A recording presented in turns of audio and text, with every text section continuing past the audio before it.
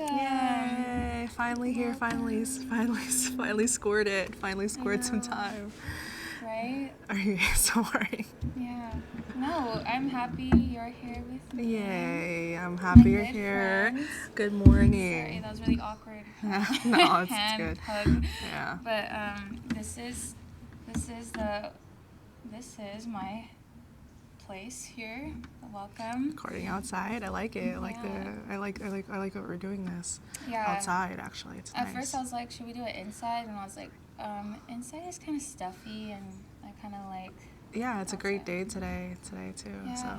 So yeah. Jiesyl, this is Jiesyl, by the way. Hi.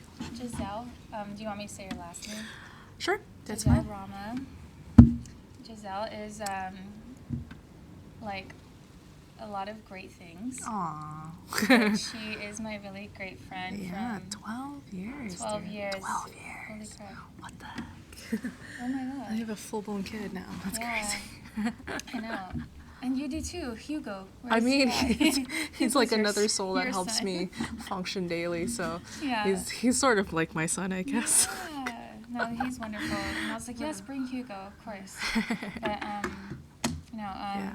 Jiesyl is like my really great friend from high school. Yeah. I remember when we got into rugby. Oh yeah. And like you just like my mom pulled me out of rugby because I dropped AP Physics, but you like went far. Kept going for it. And I was just like, dang, Jiesyl's a beast. I'm not. You are a beast, No. Jiesyl. No, I don't. Yeah, no, Yeah. it's. I mean, no, I thank you. I thank you. I think like, I survived rugby through getting just beats. No. I mean, we played a lot of sports and stuff, and for me, I think it was a good, like, outlet. Cause I mean, I was a decent student, but like you were always like AP whatever, AP this, and I was like, No. like Maybe AP Literature. I had or like English, but not math. Not AP math or World science. History. I had AP World History, and like I that would was say the that's easiest. more- That was like the easiest history Looking class back I've on ever it had. now, it's like AP, like to learn to know history is actually really important. So I'm not Yes. even gonna like. No, yeah, absolutely. Whoever knocks that, The stuff that they you don't need to tell know you. history. Yeah. Stuff they don't tell you. Exactly. No. Anyway. But yeah, so Jiesyl, I mean, I guess we're starting, a little bit from the past, but Yeah. I met you in high school. Mhm. We really got close when we started to like realize that we both liked music and Paramore. Oh my and God. Take me back. Seriously, take me Right? back. Seriously. And then we joined rugby, and Jiesyl like was a beast at rugby, and then she did a lot of other things. Like you got into kickboxing. Like, Yeah, got into, so for a while there, I was like super into like kickboxing and Muay Thai, Yeah. and like I got into like that type of like not MMA. I would say I would like it always interested me, like stand up. like stand up stuff.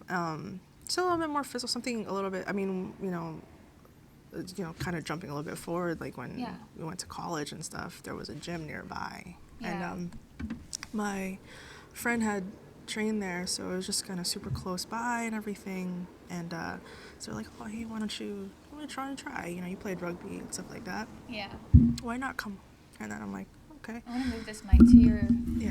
Just a little bit more, okay. just in case. I do mumble when I talk, so It's I'm okay. trying to speak slower. No, you have a beautiful voice. I just want to make sure the mic is like picking up your. No, thank you. Yeah, so I trained for a little bit, and then I think for the majority of my younger adult life, working out and being physically active has always been just part of my life. Yeah. Like, so same thing with you, like whether it be like competitive sports or working out in the gym or figuring out, you step in a gym, you're like, I don't even know how to use half of these things. Yeah. Yeah. So, Totally. yeah. No, and what is it? Can you just take me to where the transition from after high school Sure. I actually don't really remember, and I had just really bad memories, so please don't think that I don't care about you. No. I just have really bad... with the things that you have to fill in your head, like, no, it's okay. Sorry, but I know, obviously I know that you joined the Navy, and yes. we ended up here because that's how we both realized we were here. Actually, we both met at the we met at a Girls and Geese charity event. And I was like, what? Like, you're here? It's crazy, 'cause, shout out to Girls and Geese, because like they're great, so awesome. I had been training for a little while. I mean, maybe I just started out. I think I was still a white belt then.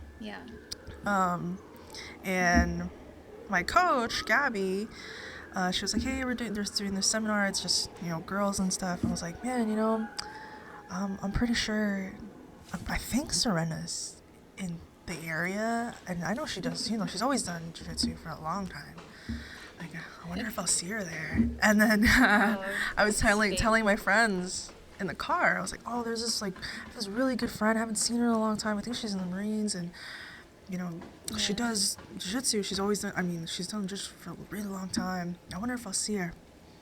Go in there, sign in, look up, oh, hey, it's you. Like, what are you doing here? Yeah. All that. Everyone was like, what the heck? You really did see your friend? I'm like, yeah, I did. And she proceeded to kick my butt like an hour later. So, that's crazy. We did end up like meeting each other, kismet, very, very like, I think our friendship, we always like kind of drift apart, and then we always come together. So, I think it happened. I definitely think right when it needed to happen. No, I think so too. And like, what is it? We both went on our different journeys after high school. And do you want to go into a little bit like how you got into the Navy, or even before that? Yeah, absolutely. So I went to university for maybe 3.5 years. I was a double major in English and linguistics and stuff like that. Was that University of Guam? Yeah. Okay. So like University of Guam and stuff like that. And I think I was kind of like, I wanted to do something different, or I wanted to, like, where is this going to take me, right? Yeah. Everyone's like, a really funny story is that before I joined the Navy, or when I was in college, I was super against, like, not against the military, but it just wasn't for me. Yeah, me too. I was just like, it's not for me, it's I don't know if I could do that. And not that I couldn't handle it, I was just like, oh, maybe that's not the lifestyle for me. Yeah. I want to do something on my own by myself, right? Eventually I ended up joining the Navy. And I really wanted to be a linguist in the Navy. So that's what kind of caught your eye, was the linguist opportunity? Yeah, so the opportunity of, learning a language in a military setting, in a military environment, that's what really kind of pushed me to trying to seek that job. Fortunately, they didn't have that job available. They didn't have that job available for me. So within the community, Intel community, they gave me what I am right now. I guess for other people who don't know, like MOS, the Navy would call it a rate. So I became a CTT. Mm-hmm. So CTT is a cryptological technician. I do like electronic warfare stuff. A lot of stuff that I can't really tell people. Cool. No, yeah, you can Google it. You can always Google. You can always Google it. And then that's. I did that, and we went to school. We went to boot camp with school, and then pushed me out here. Can I ask how was the school like? Sure, absolutely. You don't have to give all the details. The juicy details. Like the like crazy details of what I learned. So my A school was in Florida. If people are not familiar, it's in Pensacola, right? So Pensacola and Alabama, like, they kind of ride on each other's lines, pretty much. They're pretty much next door neighbors. So I'm in there. It's a nice, quaint town. It's it's really southern. It's really Gulf. You're in the Gulf. School was, I mean, you know, when I joined the Navy, I was a little bit older, maybe like 21, 22. So Yeah. I was able to drink and stuff like that and everything. You know, I just did normal things. Go to school, hang out. When after school's done, you go home, stay in your barracks. Yeah. You know, you meet some new friends, explore the town. That's Yeah. pretty much, you know, that's pretty much the vibe of me learning or doing the school part. And the without the learning, career. like learning the job, was that intense, or was it just kind of like, was it easy for you? So I mean, was it easy for me? I am. My job depends a lot on patterns, and I happen to be really good at that. So Patterns. When you say patterns, like patterns in like the way the other, I guess. Sorry, I don't want to get too much into the. I don't know how much you can share. It's fine. What do you mean by patterns? Actually? Like patterns, like, I mean, you know, you learn certain things of, you know, like I have a lot of numbers in my job. You look at a lot of numbers. You know, you understand the you know, it's very nerdy speak, but you learn a lot of the electronic spectrum. There's a lot of numbers in that. So within those things, like, you see a lot of patterns. And when you say electronic, do you mean like on internet? No, like kind of like frequencies. Sorry, like frequencies, like radar frequencies and stuff. So within patterns and stuff, you use that kind of analyst brain, those analyst habits, to understand what things are. Like, you know, like a number could be, you know, like a plane or something. You know what I mean? Yeah. Okay. And so it's a lot of, for me, it was fairly easy. You know, like, I had no problems. You know, I played sports before, so, you know, that type of, like, oh, like here's your grit and grit, and like, here's your, you know, like, if you're in a competition with a class, you know, who's the top 3 people keep scoring and stuff, or scoring high grades in tests. So for me, it was pretty easy. Like, I think a lot of it was very, they kind of drill things into you. It's very monotonous. Yeah. I would say. Oh yeah. So it's just like you're there. Like You're there for maybe 8 hours, 10, 15 hours, just doing the same stuff. Nice. Finish, study, and then you go about your day, I guess. And then you know, you had to march and all that stuff. And march to the chow hall. yeah, pretty much. There's a certain point of it where you're you know, with my experience in the Navy, like, at first they're very strict, and then they kind of let you off the leash. Lightly let you off the leash. Yeah. And stuff like that. So that was a very, yeah. You just reminded me when you say march, because I remember I went to schoolhouse in Meridian, Mississippi, which is like, I don't know, the forgotten MOSs. I don't know.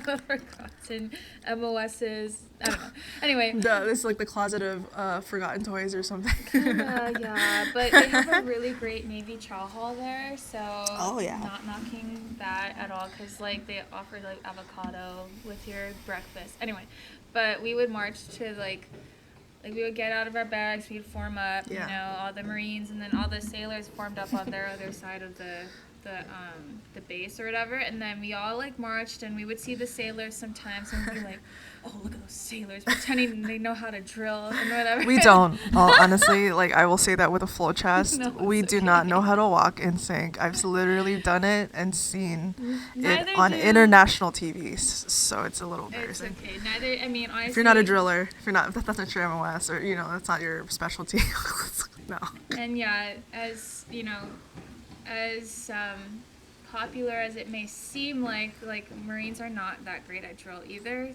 We're a little bit, I guess we're constantly told we need to be good at drill in boot camp. So I don't know, like, but we're okay. That's true. We're not the greatest. Yeah, like, you know. Not the greatest, but yeah. Now I'm just remembering we would see the sailors and be like, oh yeah, those sailors think they know how to drill, but we know left, right, low, right, whatever. Yeah. Like, oh my God.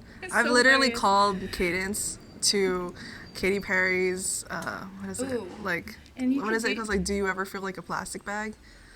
Oh, what is yeah. it? Do you ever Yeah, feel- literally. I've called Cadence on that, and I've also called Cadence to that Barbie song that goes, "Let's Which one? let's go Barbie." Yeah, that one. That just It sounds way fits. more It entertaining. fits. It fits. I wish I did that, honestly. I wish I was more, like, what is it? I guess unorthodox with my cadence, because I was definitely, like, by the book, like, I need to sound like the drill instructors and this and that. Oh but yeah. Nah. I'm like, That's let's see, way more creative. let's make all these guys laugh. Right? Like, cause I happen to be the only girl in my in group. the group? Yeah, Ooh. and they would make me call it just cause they, it's nicer to the ears, I guess. Yeah. And the guys would always go That's so fun. Good friends still to this day too. So they're great.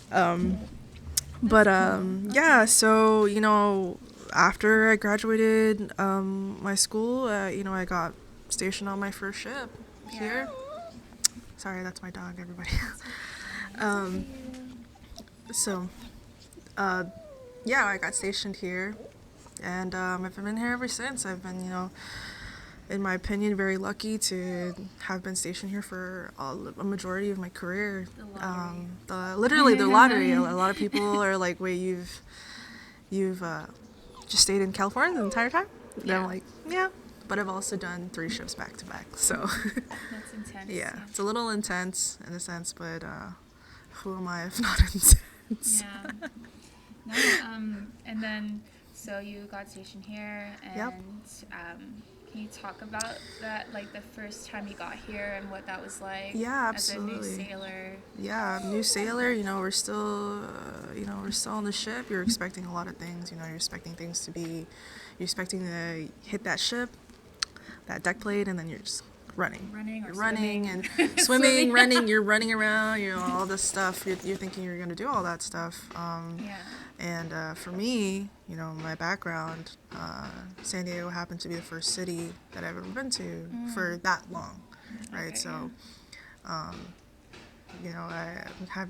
I get picked up at the airport in the middle of the night by one of my leading petty officers, and he takes me to the ship, and he's like, "All right, here's your rack.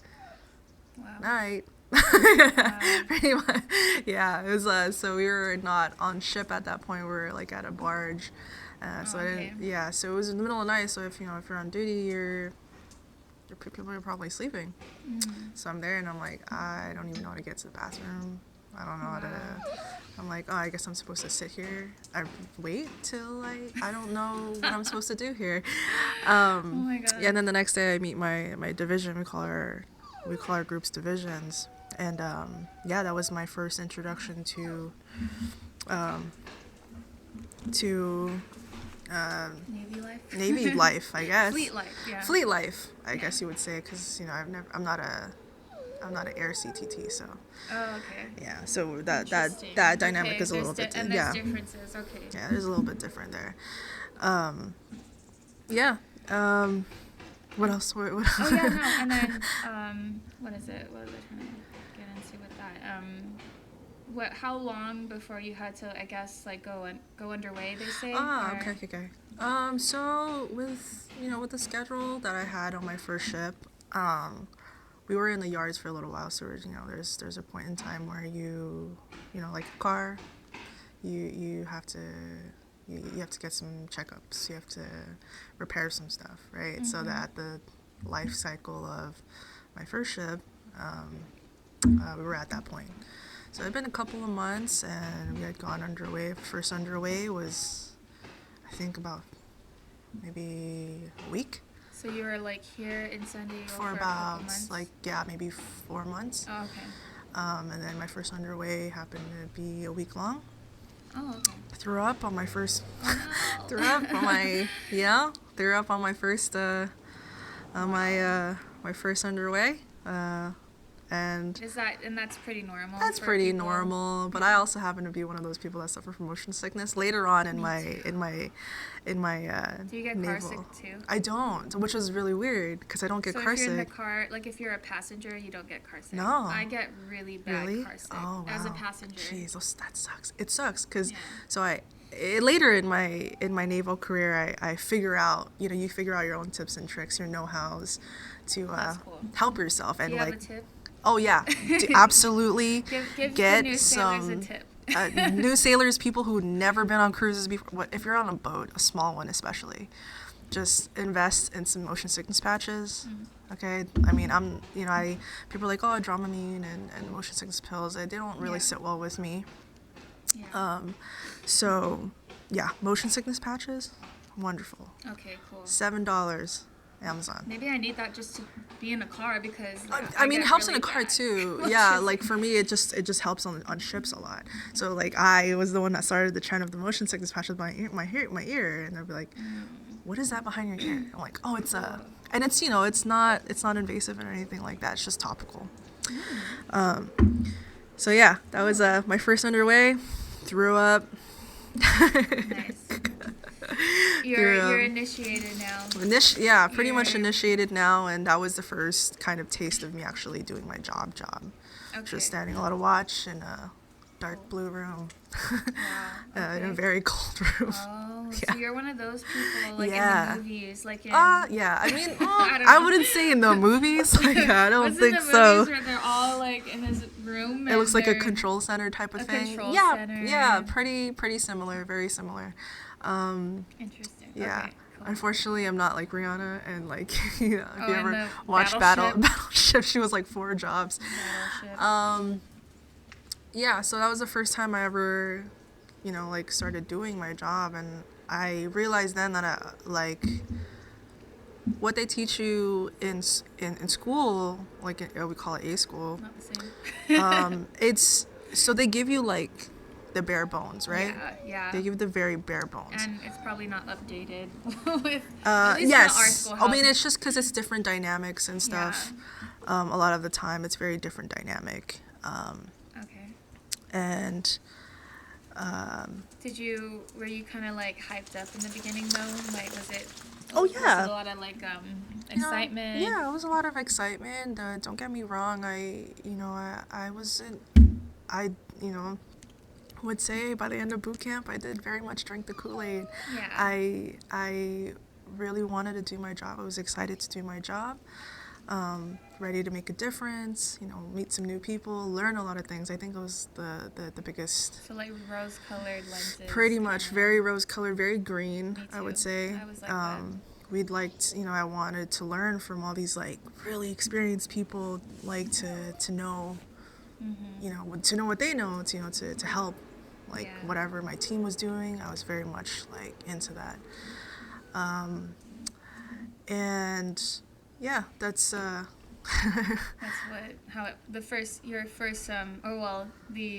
initial experience was. Yeah, the initial experience, and I think like once you start anything new, I think it's great to approach anything with that type of enthusiasm. Yeah.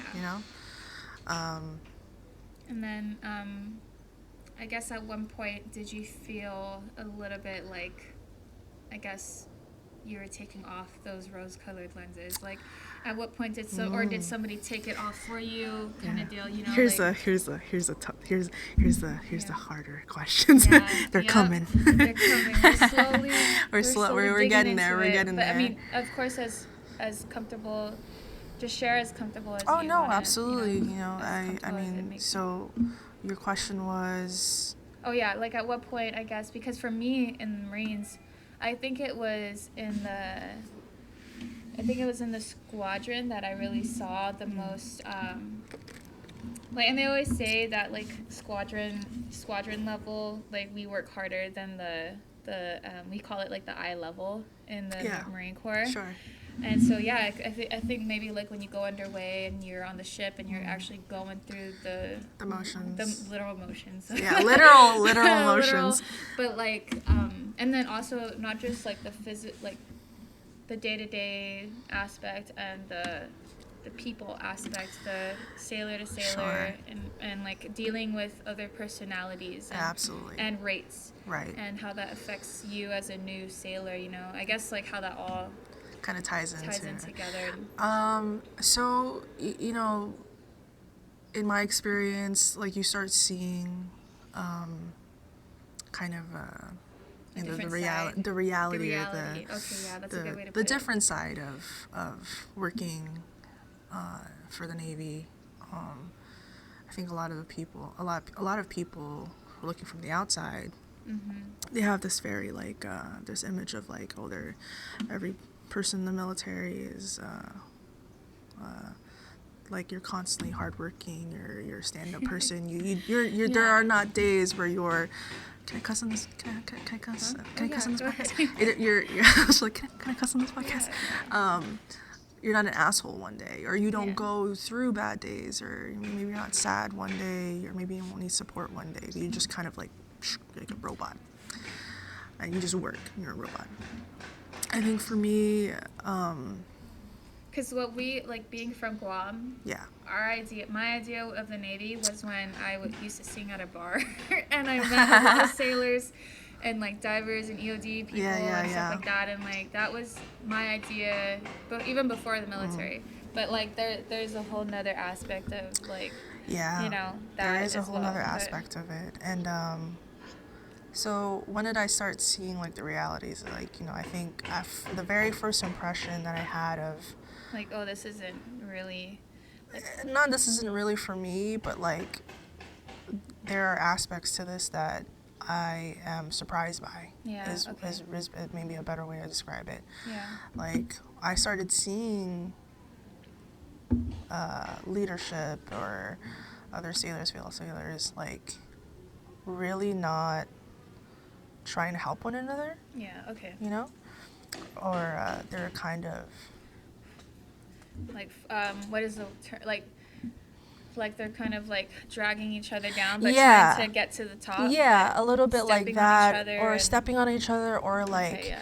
kind of leading people down a wrong path, Okay. or it's either they're leading them down a wrong path, or just letting them kind of get lost in the sauce, Okay. right? And in my experience, from where I am now, because I'm currently in E6 now, and I've gone through the motions of, the very junior person to the most, or second most, to the most senior person. You start to see like your experience kind of reflect. And in my experience, there were a lot of times where I felt that I was just like they didn't try to take me on, or I guess like lead me or help, Yeah. like kind of do Just the help, leadership thing, yeah. or just help, yeah. right? Like, hey, like I told you, right? 4 months before I started like doing my ship job, like Okay. actually doing watch and stuff. So there's a lot of pieces of information that I didn't know. Because I've never done it before, and it's Yeah. so it's kind of that thing where They expect you to know. they expect you to know, Yes, or thank it's you. kind of like trial The by fire. Marines. Yeah. Trial in the by Marines, fire. Yep. Yeah. Absolutely trial by fire. I've experienced that many, many times. Yeah. That was kind of what kind of shifted a lot of my opinion, or about The reality. the of reality of the yeah. situation. Like, you're kind of sold this idea that you're a family, right? One Navy, one fight, right? We're a family here. Yeah. And then you see certain things, like you even see like It can be very cliquey too. very and- cliquey, and you see people intentionally trying to hurt other people, and Yeah. and it's just like, wait, what's going on here? Yeah. Like, why are you trying to? Why are you screw this doing person that? Over? Yeah, like, why are you doing that? Or you don't have to, berate somebody in front of somebody else. You can just take them to the side. It's fine. You have to call somebody Yeah. a dumbass, or like, come on. Yeah. And that was like that was a big eye opener for me. And like as I move forward, I realized like I become more cautious of what I share, who I am. Like me, I became a very private person, Yeah. in a sense of where Like before, you used to kind of easily trust people. Yeah. And all smiles and just, well, not all smiles, but like, I mean, I'm just thinking about when I started too. I was like, I thought, even like, especially like female Marines too. I thought female Marines would be my I guess the people that would help me the most, and like they were like often. Well, there was one. Senior to me, like she helped me in the beginning, but then I saw like later on there was like a distancing, and I get it, she was getting out actually, so she was getting out, obviously she was literally distancing herself, but like but also too it's like yeah, there wasn't as much, like if there was I guess like competition, there was competition, like if they saw that you were competition, also I mean in my experience it was like, especially among female Marines, it's crazy how much competition there is amongst like minorities in the military. And that's crazy, right? Because you're all, you're technically all, you're all wearing the same uniform, essentially. Yeah. You're probably doing a very similar job. I've definitely been one of those people who've taken out trash.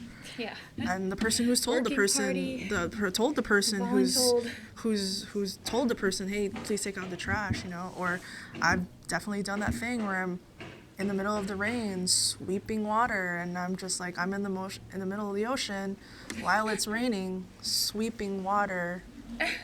While water is falling from the sky, what is happening right now? Poetic. Yeah, like what haiku am I gonna write? Right. So, that was just within the first couple of months, right? Like you start to get this realization of, like you find the people that you know will help you, and there are people that won't. Yeah. And that you should probably stay away from. Yeah. Yeah. So another question I had was between, and I like we always try not to, I guess, separate, like especially nowadays in the military. I know that there's and I think it's great that there's a unification of the males and the females, but there's definitely, I would say, especially in the Marine Corps, like what I've seen is like there are things that how do I say it, like that as a female there's this expectation, and then as a male there is an expectation for males too, but like I guess what's my question with that, I guess, like do you feel like as a female, I guess, how was your experience as a female in particular? Like working with in a male-dominated environment. Okay. So as a minority, essentially. So that, that in itself, like, I'm brown and I'm a girl, right? Mm-hmm. So, in a ship with about 300 people in it, there are about roughly maybe 90 girls. That's a lot, right? Yeah. That's normally it's not even that much. Yeah. Like in a fully manned ship, it's about maybe 90, 85. So you guys all live in the same berthing. Yeah. So I learned from the very get-go, because I'm a girl, right?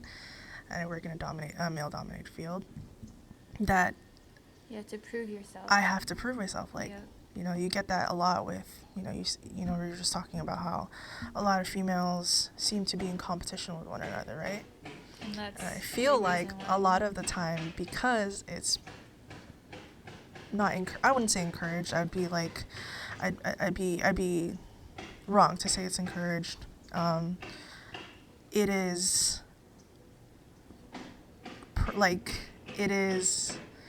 what's the word I'm looking for? I guess you're saying to survive, you have to be the girl that no one complains about.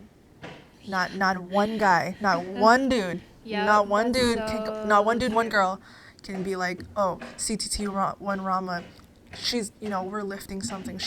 Don't give her that wrench, 'cause she's not going to do anything with it. Yeah. Or she can't lift it, so don't even call her over to work, right? You have to be the one that's, everyone's bending, breaking their backs. You have to break your back even a little bit more. Yeah. Just a little bit more, so no one says anything. Right. I have a sergeant.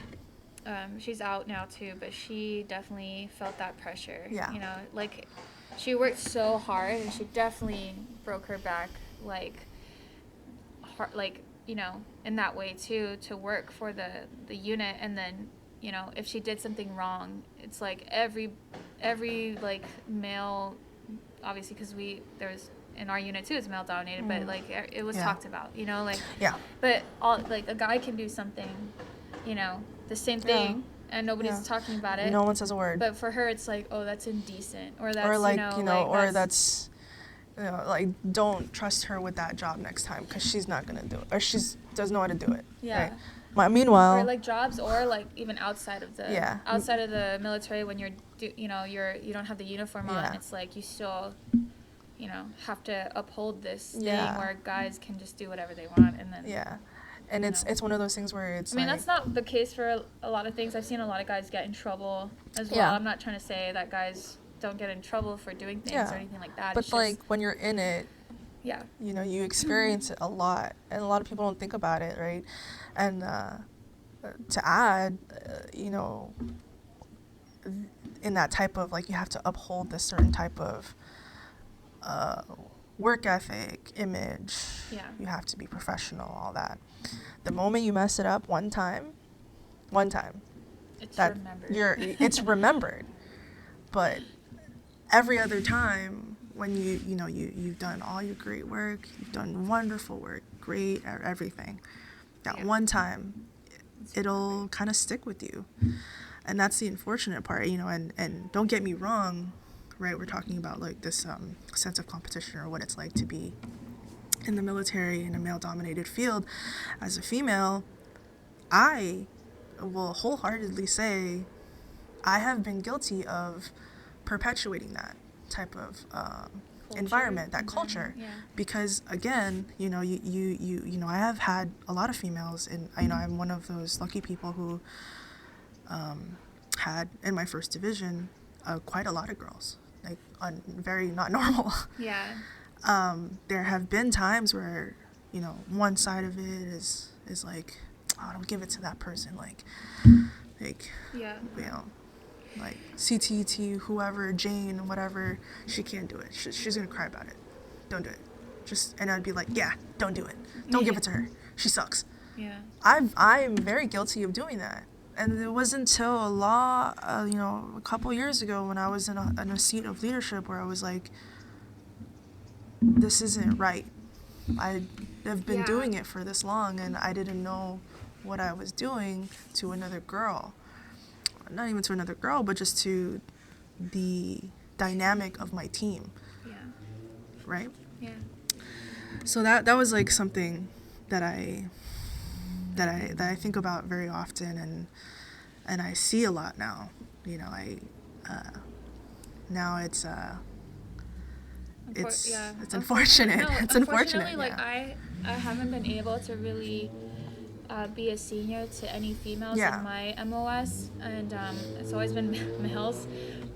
But the females that I did come in contact with in my unit, who were in different shops, and this is like in the unit where they tried to, like, because we have a female, obviously male head, female head, and like the females go and clean the female head. As the senior Marine, I would take all the females from the different shops, the junior females Marines, and then I'll just try to talk to them. But there are times when I did feel, I think after my first deployment, I kind of got jaded with a lot of different things. It wasn't just the Marine Corps. I mean, with the Marine Corps, but it was like with my personal issues too. And so I took that out on the junior Marines, especially the females. And I noticed when I got back and I met these new female Marines, I was jaded by that, and I was like, you guys have no idea type of, like, you guys have no idea. Yeah, you guys have no idea, and I don't want to get close to you girls because I was jaded. I was like, I don't want to get close to these girls. Like, I'm gonna just treat them like, get the broom, get the mop, and just clean the head for, like,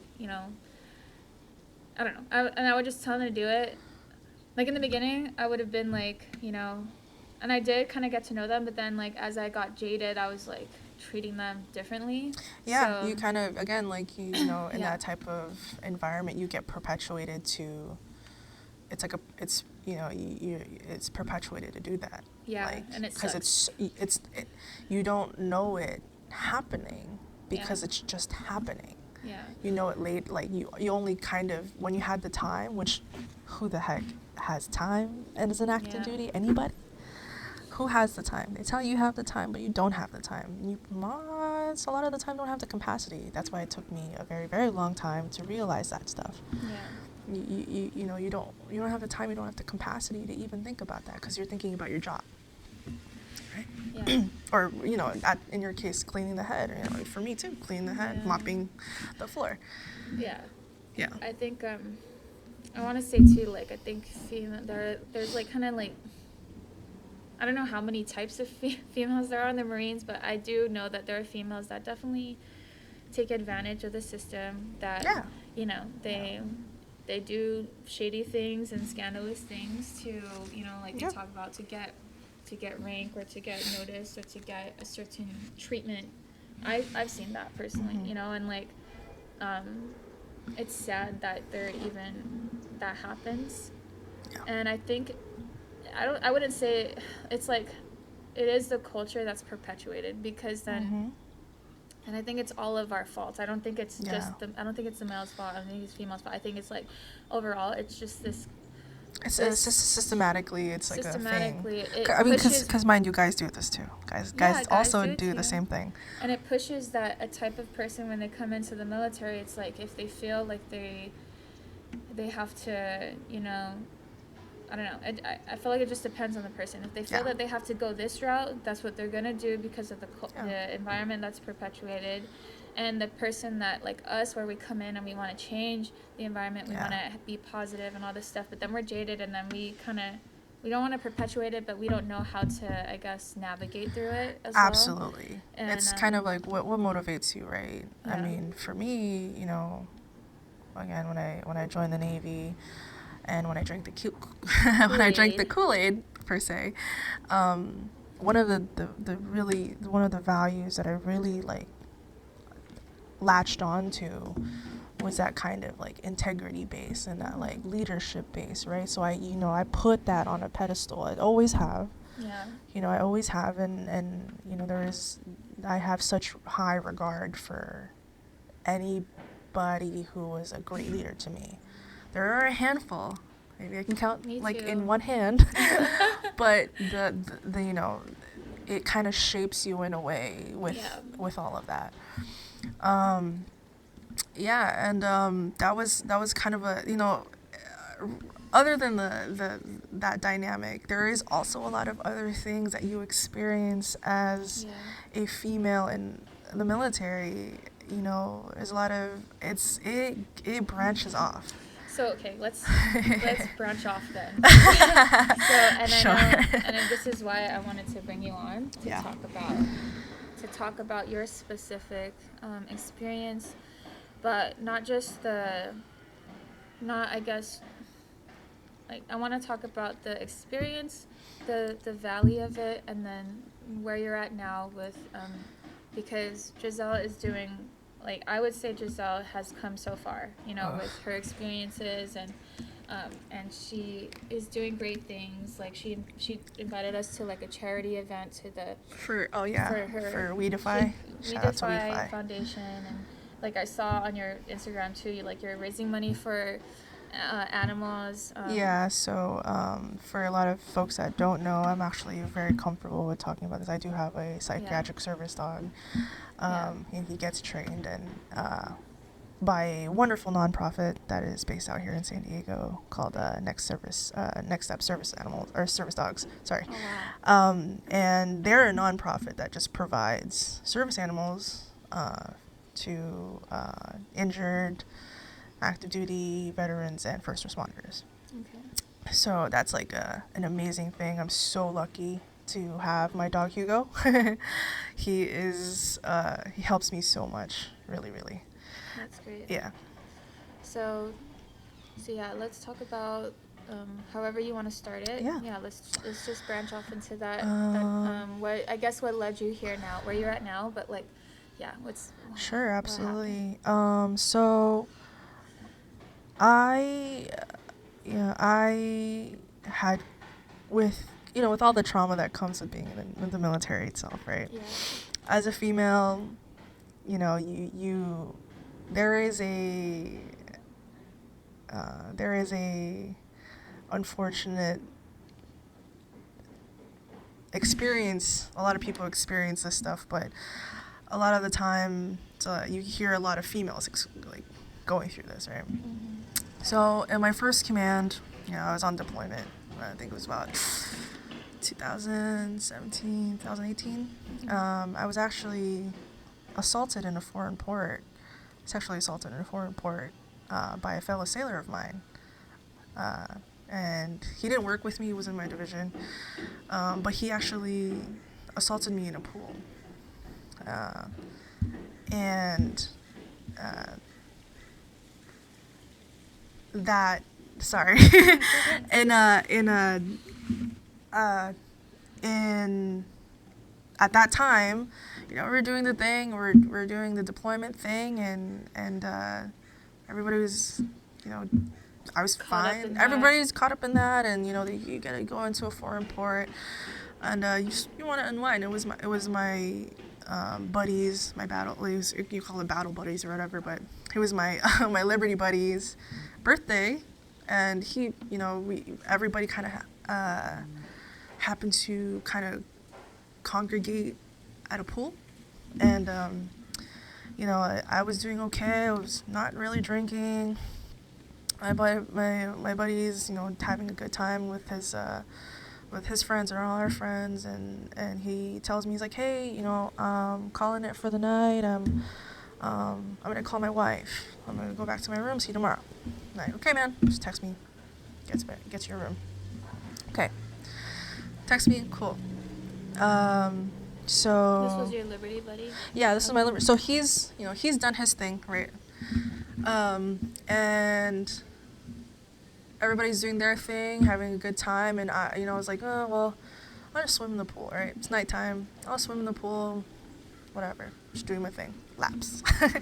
Just finding us any opportunity for a workout. Why? Don't know. I'm just like, I felt like swimming. I just felt like swimming. So as I'm going, and there's a lot of people coming in and out and stuff. That person, I guess they were drinking, and they see me at the corner of the pool, and if you don't, no, it's okay. What happened basically. Yeah. And sorry, everybody, trigger warning, sorry. I get up for air. Yeah. And there's water in my face. So I'm looking around. I was like, what the heck was that? What the heck was that? And look at it's him. He's standing, at the edge of the pool right above me, and this dude I've known for a very long time. Sheesh, he would talk to me about his wife and his kid. Wow. He looks at me and he goes, I've always wanted to do that to you. And that's when you're in that type of situation, I think for me, my brain was immediately ignore that. Mm-hmm. Just ignore that, right? So that's what he did. I ignored it. Yeah. And kind of went about my business, and I went back to my room, and I kind of sat around for a little bit, and I was thinking to myself, because for me, the image that I uphold at my job is she's a tough girl. She's the everybody's all the guys are friends with her. We were talking about this, you have to do stuff to survive, right? You're surviving if you're a female in the military. And for me, while people do that competition thing, for me, I just happened to befall into be the cool girl. Everybody's cool with Jiesyl Rama, or whatever. She's fun. She's she's girl bro. Yeah. Girl bro. So in my brain, I was like, did I just get assaulted, or what that didn't just happen, right? So fast forward, that was repressed, right? I did see that person a couple days later, and I was like, hey, I need to talk to you. And they knew why. They were like, oh, I'm so sorry, please don't tell anyone. He's like, yeah, I'm like, in my brain, I was like, I did tell him, I was like, I can send you up. I really, really can. But I'm not doing that to your kid. Because I just had a baby. Again, we talked to you. It's funny how that's often the story, though, now. Yeah, that's often the story, right? In hindsight, right? This was me years ago. This is what was going through my brain. In hindsight, I don't know why I did that. There's a lot of reasons why I did that. Rather than, wouldn't say making it a big fuss, because I had to deal with all the repercussion, the collateral stuff myself. Yeah.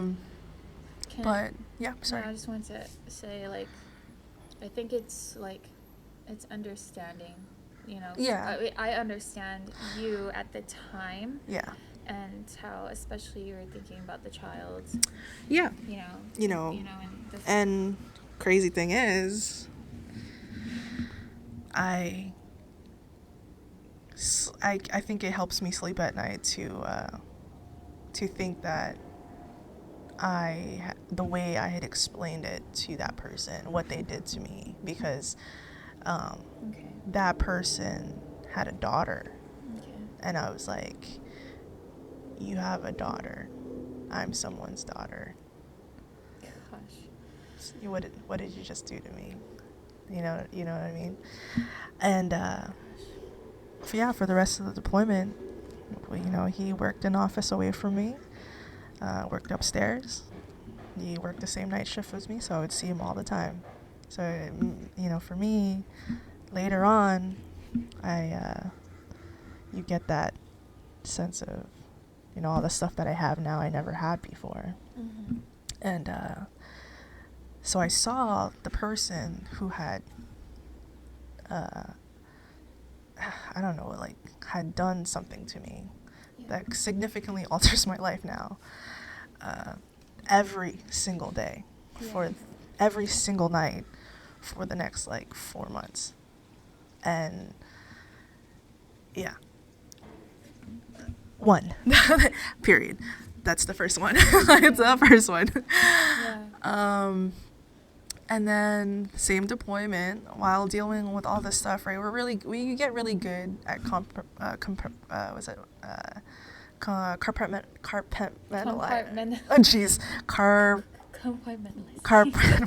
Jeez, I can't talk today. So you get that, right? Any person in the military is good at that, 100%. So that's what he did. And you're forced to do that. And you're forced to do that. You have to go to work, and then you have do to your normal mission things. First. Yeah. Mission first. Again, that's what I said earlier. Do you have the capacity? You probably don't have the capacity and don't have the time to do any of that stuff, right? Yeah. So same deployment. Still doing the thing in the middle of the ocean, and I was in Thailand when I got mugged by knife point. I had lost my group, took a turn, winded up in an alley. Somebody held me up. That in itself is also traumatic. You kind of feel like you're alone. You're alone in a country. Thankfully, it's Thailand, so they speak English. But that on top of that other part, it sticks with you. What I do then? Compartmentalize it. We're good at that, right? So we're good at that. I would say I found a lot of success, even though I had experienced such things. we just kept charging forward, right? Kept charging forward, kept doing my job. And I eventually move commands, or I finish my tour and I go on another sea tour. So like one after the other. One after the other. Wow, they really? I thought. No, I chose that. Oh, okay. so that. Yeah, no, it's okay. Yeah. So the crazy thing about it is like, when I chose those orders, they were like, "What? Why would you do that? That's all right. I guess you're just trying to build. You're just trying to build your career." And I really was. I really wanted to try something different. I wanted to do something different. And the nature of those orders were different. And I realized, now I realize, through therapy and stuff, there are a lot of things from my daily experiences, my first command, my first tour, that started to change things about me, right? Yeah. Like, I never really, Serena could probably attest to this, like, before my service, I wouldn't call myself a very anxious person, right? I wouldn't call myself, I'm like, I had a hard time talking to people, being near people, right? Or, or like struggle with, I don't know. Anyway, go ahead. Sorry, I was. Yeah. No, please, like, go ahead and or struggle with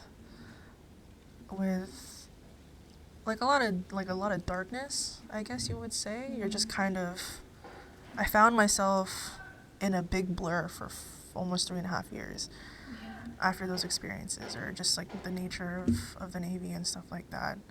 Like, I just worked. That's it. Yeah. I just kind of functioned. That was all. I didn't really like do anything for myself. I didn't do any of that. I just kept working. Okay. That was the way I was able to cope. Just work. Just succeed. That's it. And then it was to the point where I couldn't really function anymore. Like, it wasn't really working anymore after a while. And then my panic attacks started happening. So, And by this point, or up to that point, you had never had a panic attack? Absolutely not. In your life? I was like, I don't even understand what that means. Like, there's this, I don't know if anyone's ever watched, like, this show called Ted Lasso. You know what Ted Lasso is? I love Ted Lasso. There's a scene in it, right, where he I'm has a panic for attack. The last season. Right? You know what I'm talking about, though, yes, right? Yes. There's a scene in it where he's having a panic attack. And he, freaks out on the field. Yeah, he freaks out on the field, and he literally, in his brain, like, so I saw an interview, I think, with the guy who plays Ted Lasso, and he's like, in that scene, you kind of, I had to, like, you feel like you're gonna die. Yeah. What is it that, you, in that, however long your panic attack lasts, you feel like you're gonna die, and you don't know really why.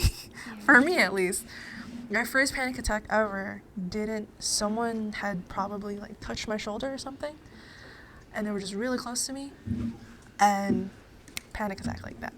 And I had no idea why. Like, why can I not breathe normal? Yeah. Why am I like what am I crying for? Yeah. That's kind of was in my brain, like, why am I crying? What the heck? Yeah. And that was, like, kind of the first time I ever really just tried to seek out therapy. That's great that at least you thought to do that. Like, I guess, to reach out for. Absolutely. Because some people, they don't, what is it? They don't think that that's the route to go. They think, oh, I'm going to go drink and definitely. I think, a lot of military folks, you cope through you cope through different things, right?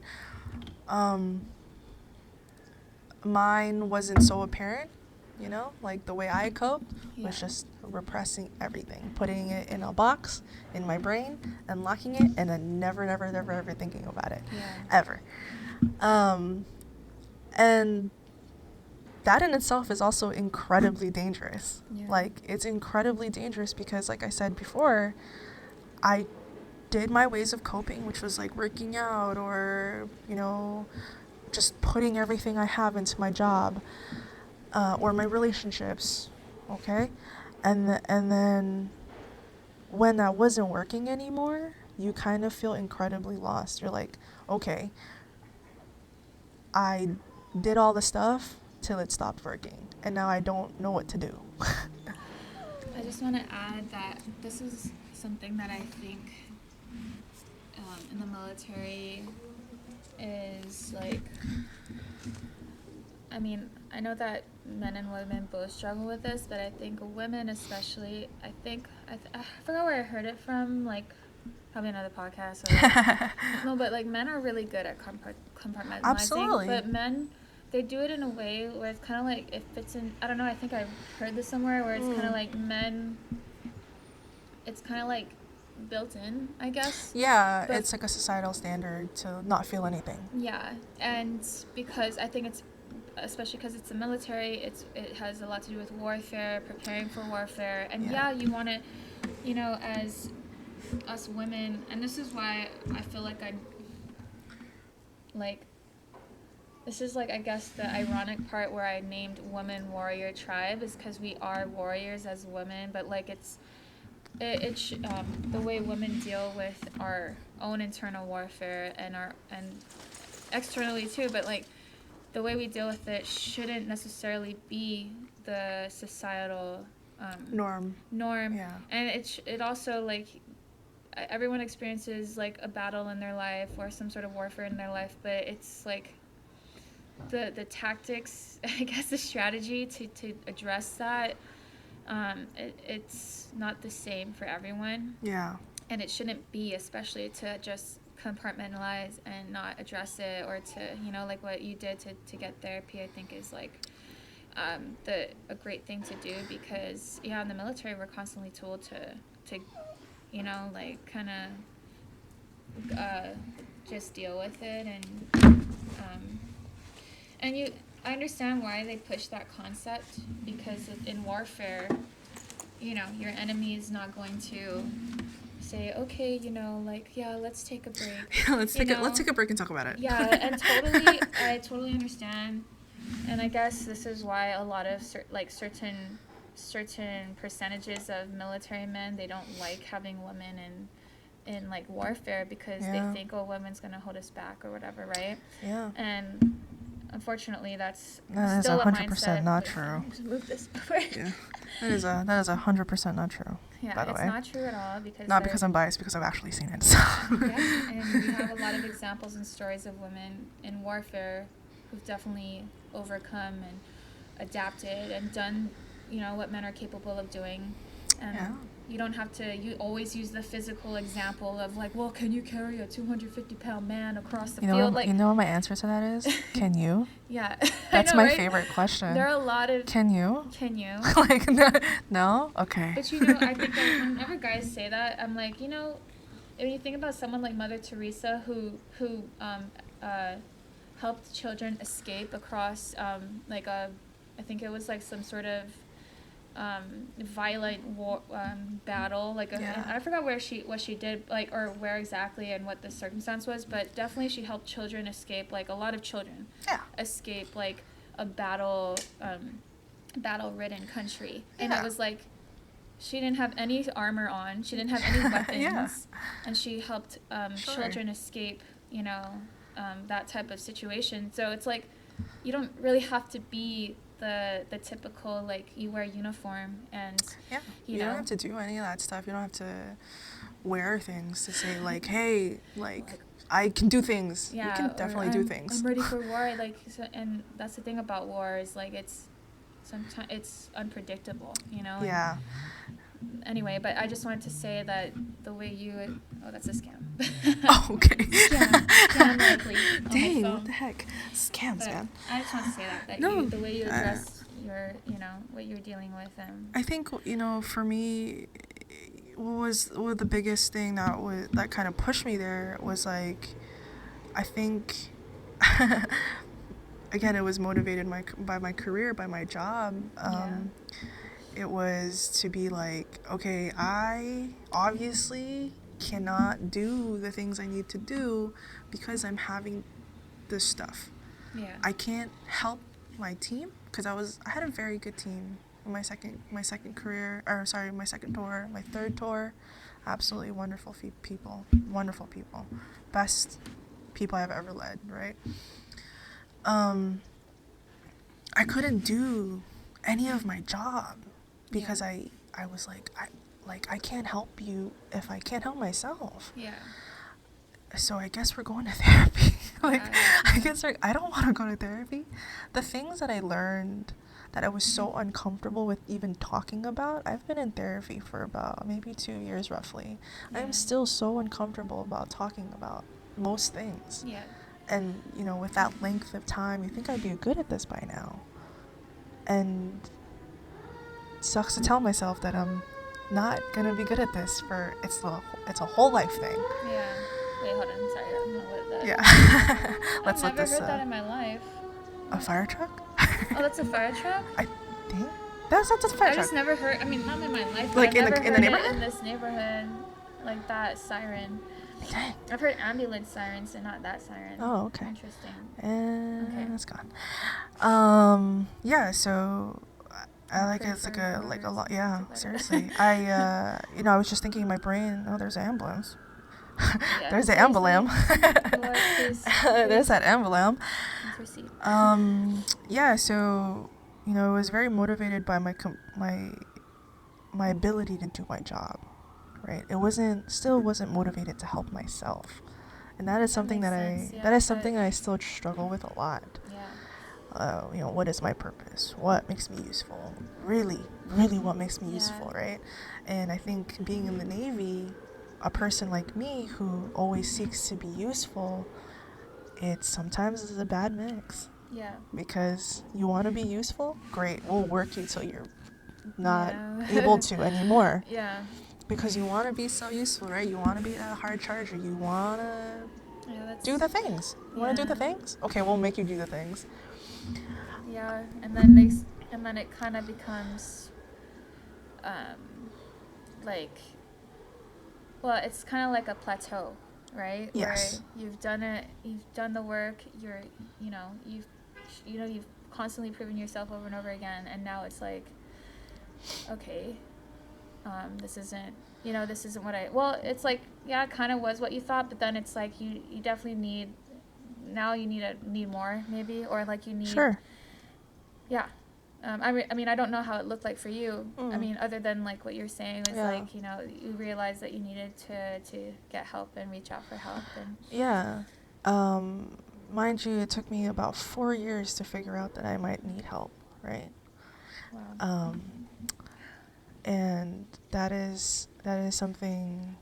Was it because you thought that the way to address the situation was to keep working and to keep pushing yourself? Okay, and there's that, and also, all right, the military gaslights the crap out of you. Yeah. They're just gonna tell you, you're fine. Yeah. That's all I heard, was, of course, you're fine, you're good. You're walking around, you're doing your job, you're good. Yeah. But in the back of your brain, you're not good. Yeah. And you don't really know why. In my case, I don't really know why I'm not good. But I know there's something weird with me, right? Again, like, I've never experienced a panic attack before. Yeah. From someone touching me. Yeah. You know how close we are all the time, and on shows we're like sardines. Yeah. Why and is that this must make new? it worse because it's Absolutely kind of claustrophobic now. I mean, not that you have claustrophobia in that sense, but like, yeah, it does kind of make you feel like that. Absolutely. So, I started seeking therapy on my own through, thankfully, crazy thing about the military is there's a million resources out there. There is, a million. Yeah. But the military has a real bad habit of not advertising it until you are absolutely needing it. Yeah. Before it gets dangerous. Until and I I emphasize before it gets dangerous. Yeah, Like so when they it gets burn a ship down. So yeah, okay. yeah, or like, or till trigger warning everybody, but until someone's about to kill themselves, Yeah. or about to, Yeah.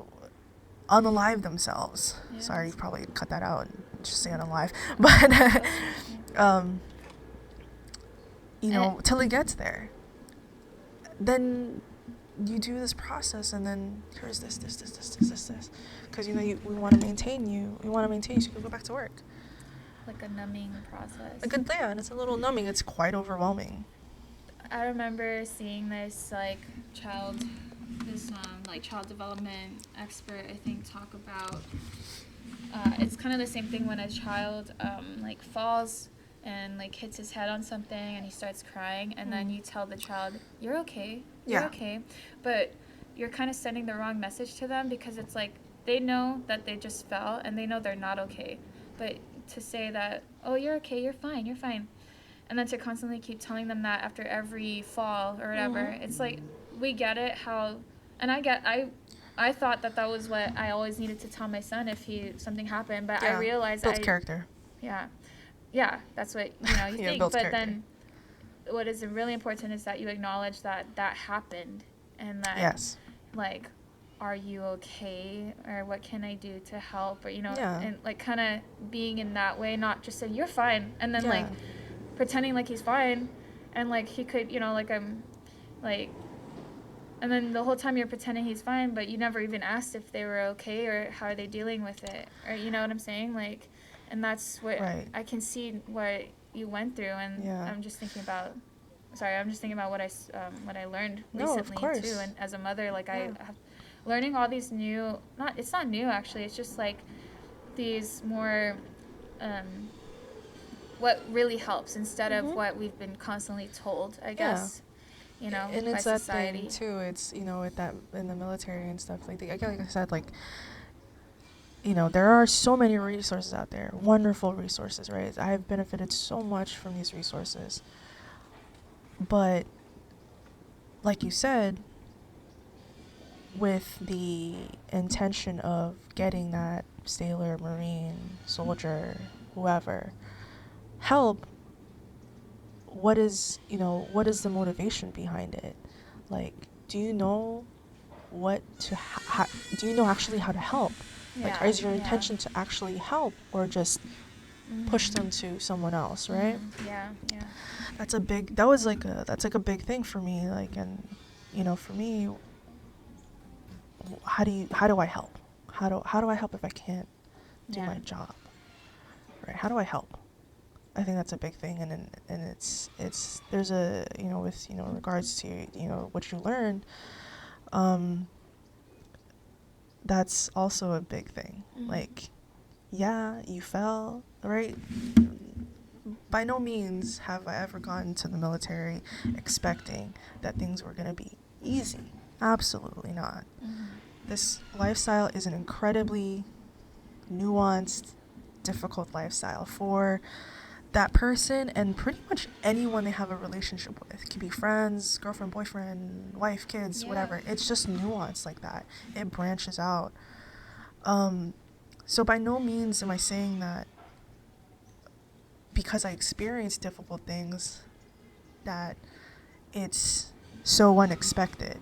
Oh, absolutely 100% expected that my life would be hard, or my career would be hard, the path that I chose would be hard.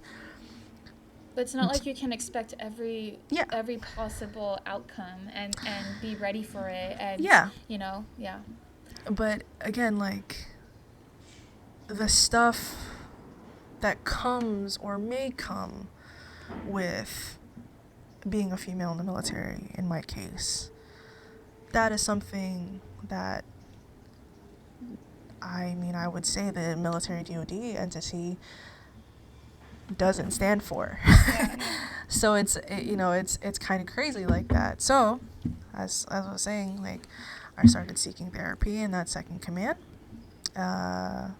Things were great. I would say it was helping. We weren't really getting into the stuff that was really going on. My conditions were starting to still kind of bust out in the seams and stuff, kind of a little bit here and there.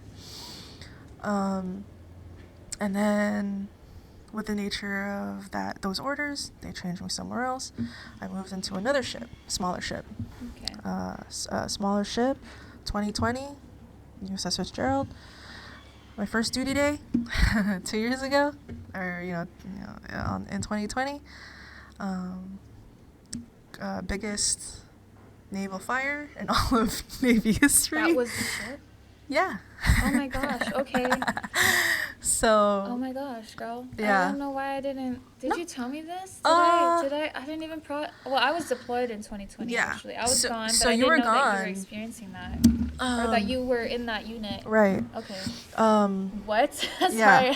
Right. Okay. So this is rewind a little back, right? So again, I'm saying that my conditions were kind of seeping through the seams, and in this command, I did experience a senior leader. How do I say this? Inappropriately touching me. Okay. In a sense that I did not feel comfortable. Yeah. Right? And said that it was fixing my uniform. Because he was an RDC. A lot of people don't know what an RDC is. An RDC is a drill instructor. Wait a minute, but that's the thing. You're not a recruit. Yeah, I'm not a recruit. And a lot of the times it's basically a rule in if you're in that capacity of duty. Yeah, okay, you're a drill instructor, you're an RDC, whatever. You are by no means to touch a recruit. You cannot. That too, yeah. At least in the Navy that I came in, 2015, right? You're not supposed to touch them. No, yeah. Nowadays, You fix yourself. The drill instructors will definitely get in trouble. Yeah. Right? So, I grew up in a little bit of a second generation. In my brain, I'm like a second generation Navy. Yeah. Right? Because I'm neither in the new Navy, whatever they say, and people complain about, people are soft, whatever, and I'm neither in the old Navy where just beat you to death, right? They'll just beat you. Yeah. I'm kind of in the middle. So, for me, as I understand it, if you're an RDC, you can scream at me all you want. Scream at me, PT me all you want. Use those cards, whatever, right? The moment you touch me, we have a problem, right? So this chief thought it upon himself to continuously fix my uniform anytime he saw me. Anytime. And this was actually during the day of my pinning for E6. I had already I am very vocal about, my assaults and stuff like that. I actually, part of one of my collateral duties is a person who supports victims of sexual assault, right? I'm a SAPR VA.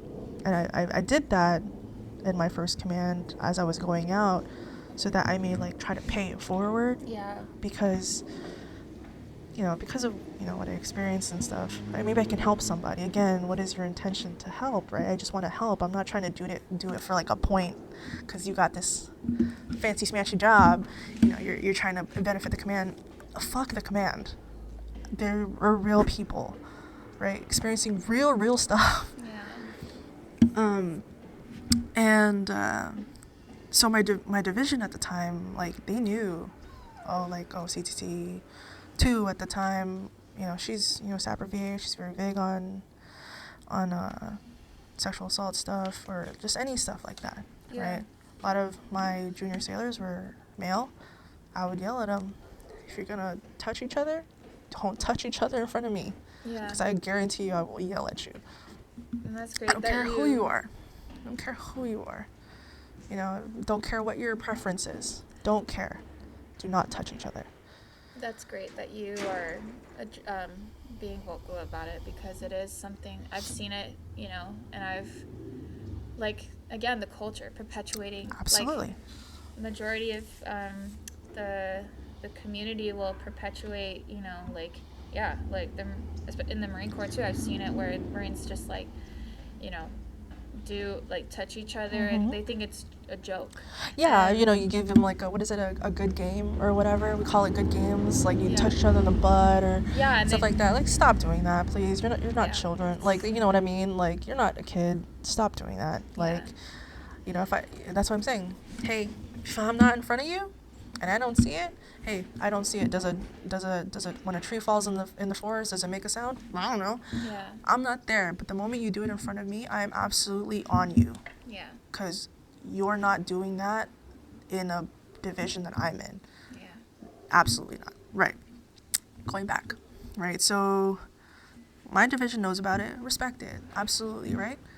Thank goodness. Yeah. I'm lucky. I'm getting pinned. I'm waiting to get pinned.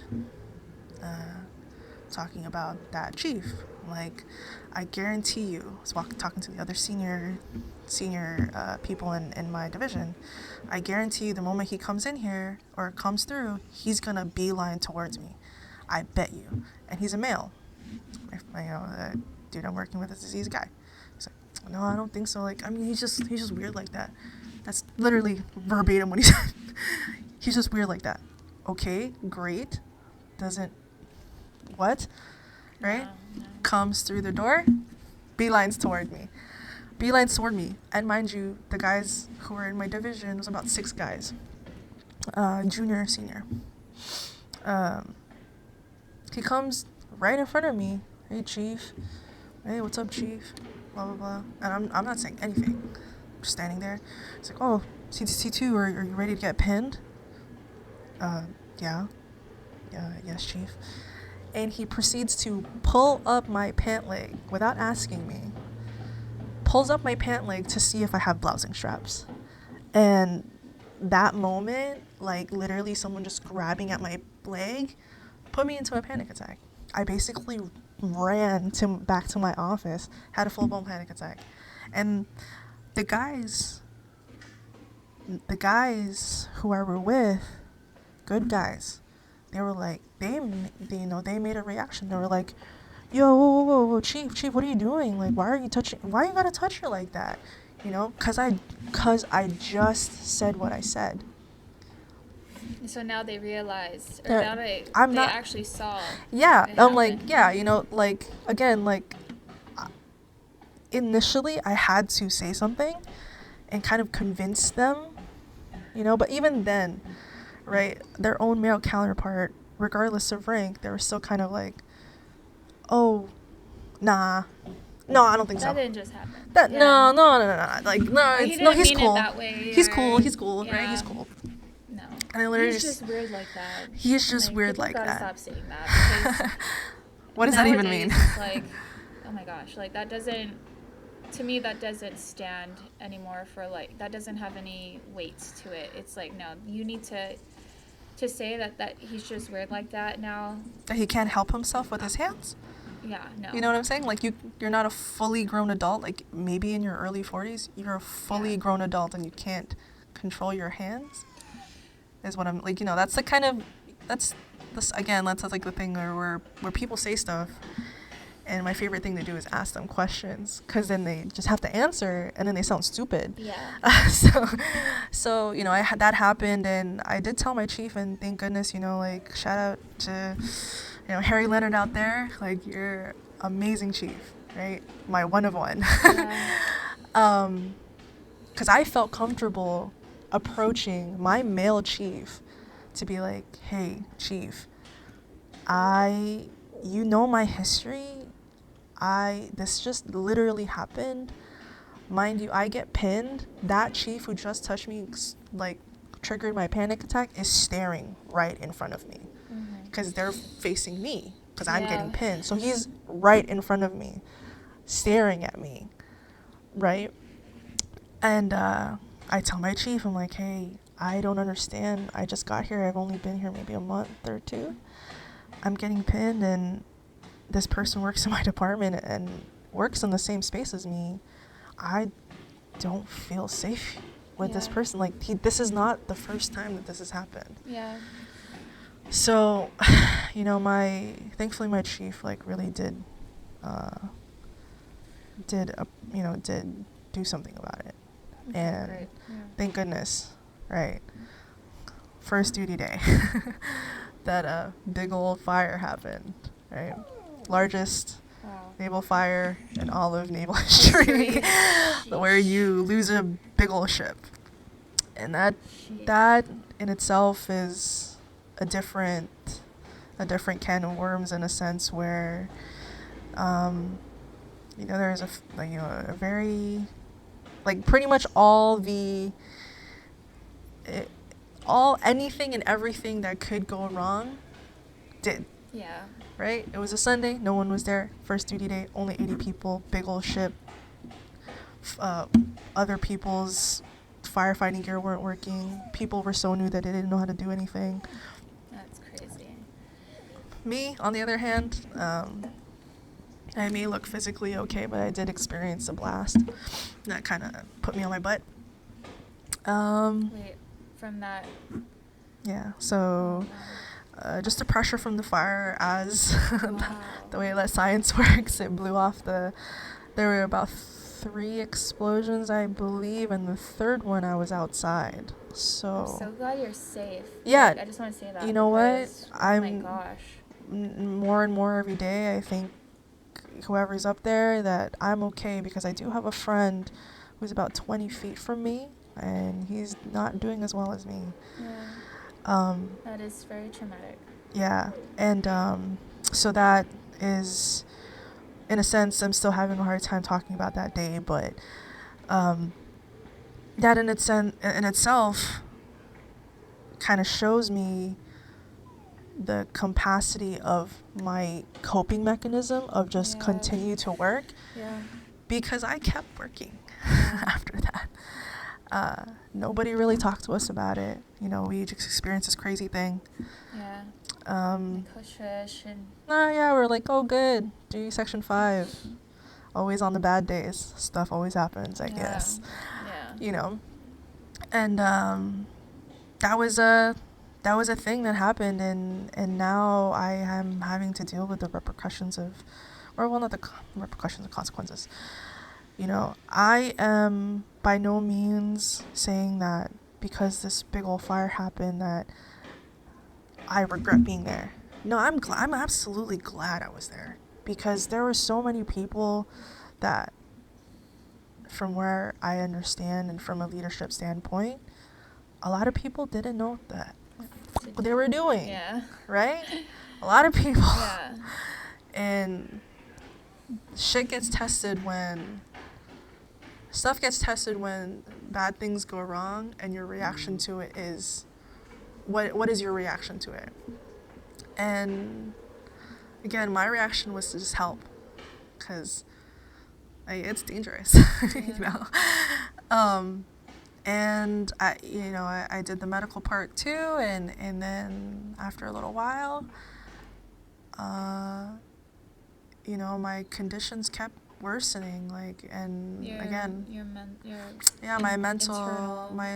mental health just kept declining. It was already on a decline, and then when that happened and I couldn't cope with things anymore, I started having nightmares, more panic attacks, bouts of depression. I couldn't do anything. Mind you, at this point, the capacity of my duty was being LPO, so that's leading petty officer in the Navy. I'm in charge of maybe 25 people. Yeah. And the capacity of the ship, because it's new, and I don't know if anybody knows the history of the Fitzgerald, a couple of years ago, people died on that ship, because of the collision that was in the middle of the ocean. Yeah. I'm on that ship. I'm on that ship with that type of reputation, and they're still trying to save this ship. They're still trying to get it back out there, right? So there's a lot of expectations there. There's a lot of expectations that you have. And for me, my job is to train these people, manage these people, lead these people, hopefully, maybe teach them a thing or two. And my intention in that, as a LPO, was to always develop a person, not develop a sailor. Fuck a sailor, right? Because they'll just do whatever the fuck you say. Yeah. But if you develop a person who happens to be a sailor, I 100% believe that you can make a great team. Like, those people can succeed in their jobs, right?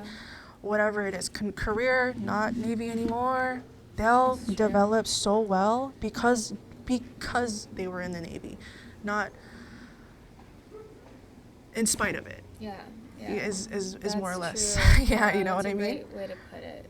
And that's a great, like, ambition to have about, you know, and anything in life, I feel like, you know, like, people really focus on labels and the surface level, the surface of things, and it's like,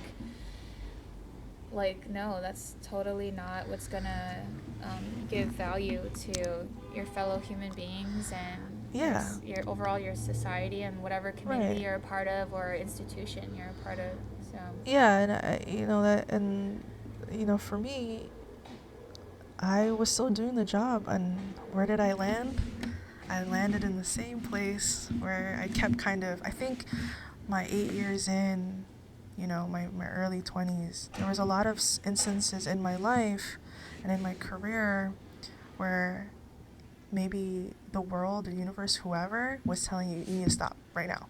Yeah. Like, stop right now or something bad's going to happen to you. You need to, like, focus on this. Yeah. Like, right now, you need to focus on your mental health because you're not okay. Okay, yeah. Later, again. And it's like I kept saying, like, earlier, all the stuff I was trying to cope, all the tools that I was trying to have, all the tools I might have developed, they weren't working anymore. Yeah. And then you're left at a loss. And, for me, it ended up at a loss where it took me so far as where I was contemplating to end my life. And a lot of people don't know that about me. And it only took maybe, like, my one-of-one chief to actually hear me, because they saw the complete drastic change. They met me about 6-7 months ago, right?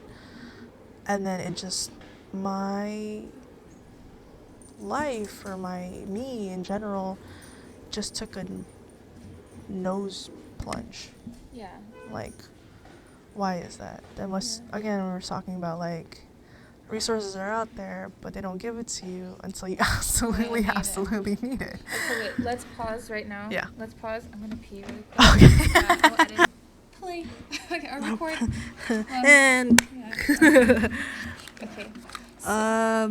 What was I saying? So you were talking about okay, now you are at this point where none of the tools they're not working anymore. Yeah, sure. So I did my stint in the behavioral health, ER.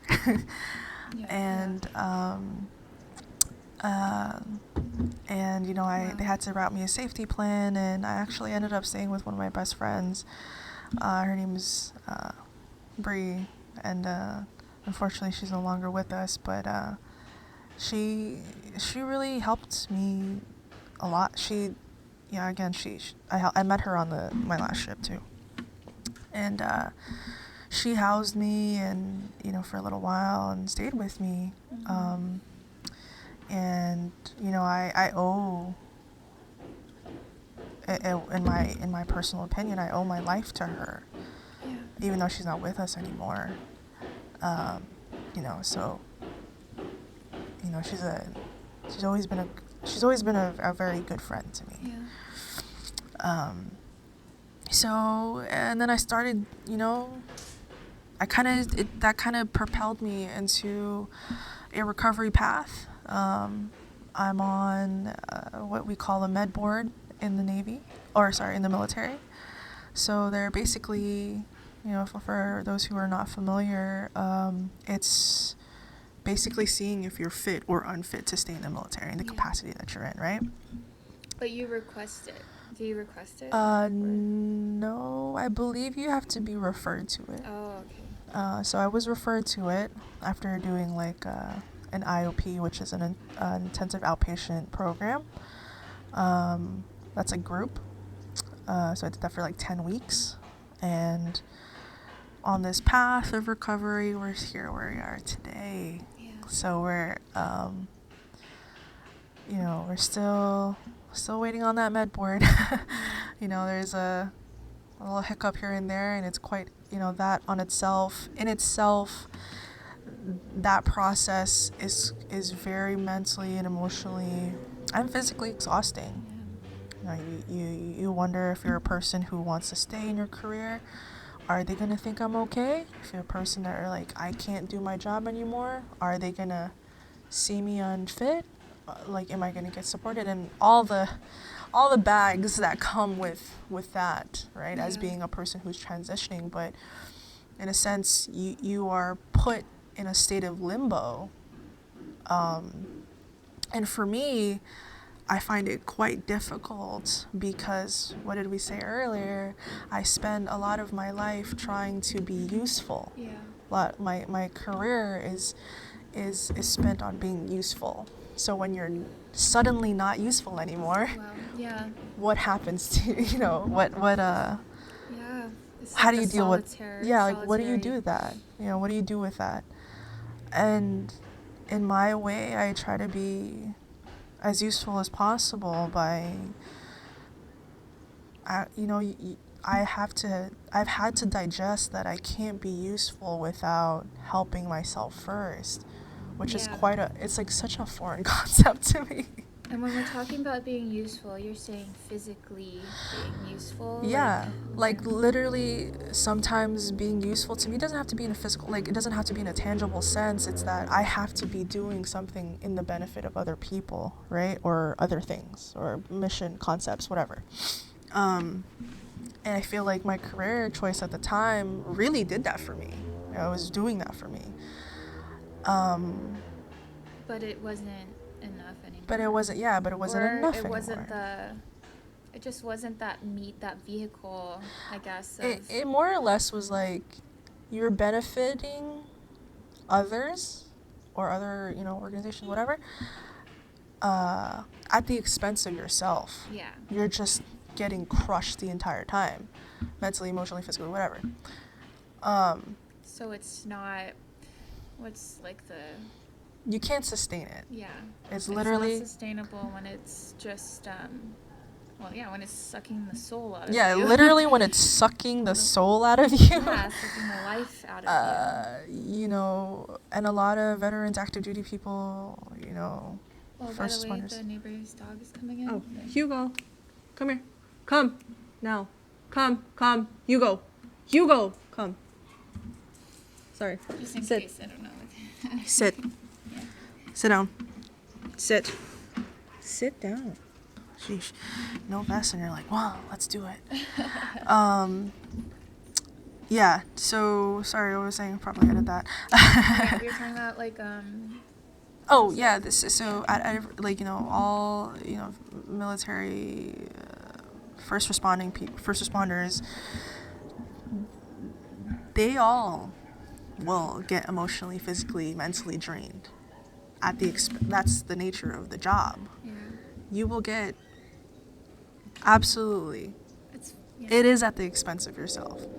And then it's crazy how when we get out of the military, and then we're like... Huh? Yeah. What? That's why a lot of, veterans, after the military, they're just, lost. They're lost. They're at a loss. And I myself, in the capacity of limbo that I am in, I see that already happening to me. And, You mean, the identity? Yeah, the identity thing, what good can I do? What use can I put out into the world? Whatever, all that stuff. I'm still seeking to do that, and while I'm spread so freaking thin, I'm still doing it to myself. You're still trying to battle yourself with that. I don't have any more left to give because I have nothing left, right? So it's how they say, I guess now it's a big thing where you're you're supposed to give back to yourself. You're supposed to make time for yourself. But then I kind of feel like it's stops at yourself after a certain point. It's like when you keep doing that, it's like Yeah. But it's healthy. I think it's healthy. yeah, it's I think what I have come to understand now is that the balance is incredibly necessary. Yeah. There is no expense for it. You have to be balanced in that sense. You have to understand that. Like, if you're a type of person like me or Serena, like, that's what you do. We like doing it, right? We don't seek to put use or put good out into the world because we want something back. That's absolutely not the case. We do it because it's in our nature. Yeah. We just do it. Do you think, I was curious, like, Yeah. just looking at it from the outside as a friend, do you Yeah. think that this state of like kind of like waiting, this season in your life, do you think that there's some sort of message that's being I guess relayed to you through the universe or God, you know, like is it like a type of like, you know, preparation period as well? Oh, absolutely. Yeah. You know, I think like a period of like preparing for when everything finally goes through, when it's finalized and you are out of the military. I think I mean that's like a resounding yes to me. It's just, you know, you caught me on a very good day where I can talk about this stuff, but a lot of the times it's still quite difficult for me, and you know, the preparation part, or like whoever is trying to, you know, it's trying to the universe, God, or whoever is trying to propel me forward into the next part of my life, because there are so many things that I am essentially trying to transition out from the military, my life, my career, you know, there's so many things. So Are you, because I remember feeling this when I was transitioning out, was I guess my ability to do the things in the military that I was able to do, and now like the, you know, that usefulness part, but then also like trying to make that, I guess, to be able to do that outside of the military. Do you think that you have to do what you were doing in the not necessarily like CTT or whatever, but like to the more translatable things that can be translated out of the military? Yeah. Do you think you want to do the same things, or I mean, like for example, like sapper, you know? I mean, I don't, in that case, in that part of that job, I think honestly, where I am, I'm absolutely able to like support people. I don't think that can be my job. I think it's a little bit too dangerous for me.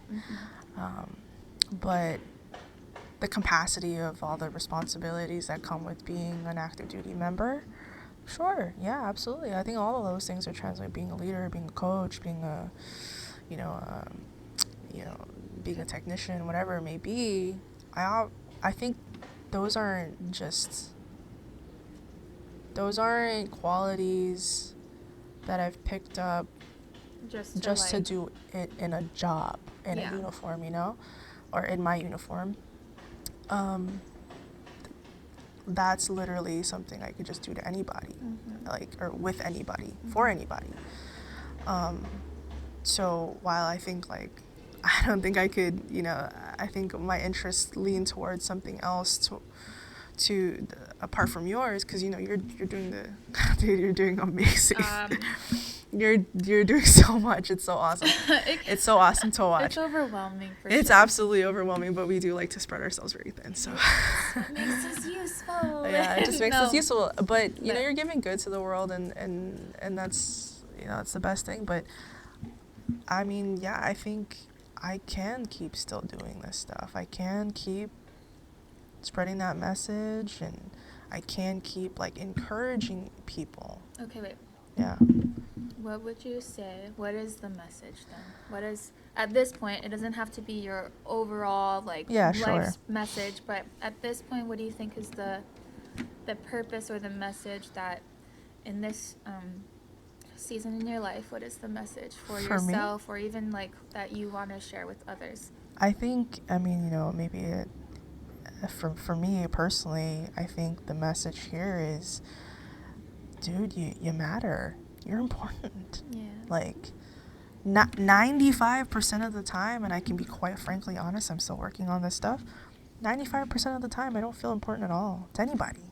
And I wish that wasn't the case, right? Yeah. I happen to be a type of person, like, I am predispositioned to, I feel alone, even though I don't like being alone, feeling alone, even when I'm with people, my secure people, safe people, I still feel alone. And I think that deals a lot with, because I constantly feel like I don't matter, and because I'm getting the... Do you think that's from a message that somebody told you at Oh, some point in your life? Absolutely. Whether it could be my relationships, friendships, sometimes in sports, training, media, my career, you just constantly are bombarded with that. Like everybody's saying, look at me, and not really look at me, look at me. Well, I would say that would be media. I would say but that like too. career-wise, it would be like you just explained earlier, you're fine. You're fine. Keep working. Yeah. You're fine. Like, you just kind of hypnotize your brain to tell yourself that you're okay. Because, you build that resilience. Resilience is absolutely fundamental. Great, right? You're great if you're a resilient person. How much can you take? But everybody, no matter who it is, sports, whatever, you have a breaking point. You will always have a breaking point. There is a point to break with you. You are not you're not, you're not God, you're not the universe, whoever is, whatever that higher entity is for you. Omnipotent, omniscient, whatever, right? Yeah, all those fancy smancy adjectives, right? Whoever has like a big vocabulary, totally having a great time right now. But that's something like I struggle with all the time. You are important. You deserve things. You deserve time to take care of yourself, right? You deserve it. You absolutely deserve to work on your mental health. Every girl I have ever met, I've met quite a lot of them in my 29 years of life, they're all going through something, right? And I only focus on girls right now because we're talking about it in this podcast, and because I'm a girl. I share their experiences, right? We all go through something. All of us. And some of the most common qualities or characteristics of conversations that I have with my girlfriends is that they feel like they're not important enough to do things, or to feel things, or to say things, wear things, whatever, right? We all feel like that. Yeah. And we're still working on it, and we're still doing all the other stuff. Like, you absolutely need to focus on yourself. There's a certain point where at every stage in a girl's life, we kind of lose value for some reason. Well, yeah, and it's really, and it makes me realize, and understand why people, why women often,